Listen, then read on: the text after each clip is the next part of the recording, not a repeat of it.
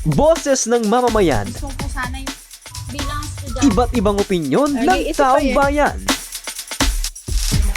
Ang gusto ko talagang Ating alamin sa Kalye Survey. Ay yung may gagawin at hindi lang sinasabi. Hindi kurap, matulungin. Hindi pinagtataguan yung mga kabarangay.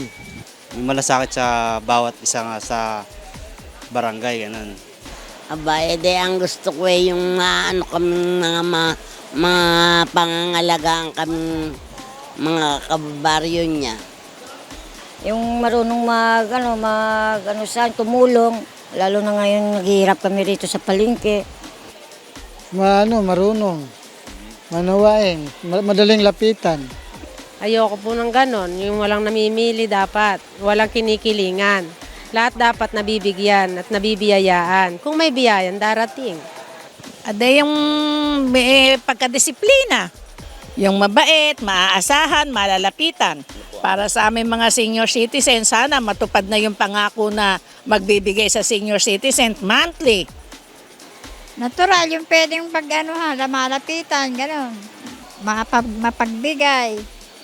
Hindi suplado. Ang gusto ko lang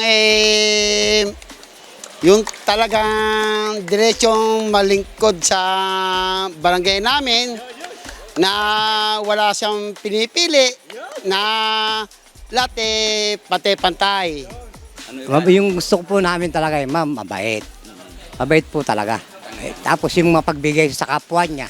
Tapos yung mga tricycle boy, huwag naman sanang sasaktan. Siyempre, yung marunong tumupad sa kanyang tungkulin, kung siya'y mananalo, okay na yon. Tapos yung kanilang mga pangako, dapat tinutupad nila. Hindi yung pag nanalo sila, tatalikuran nila yung mga tao.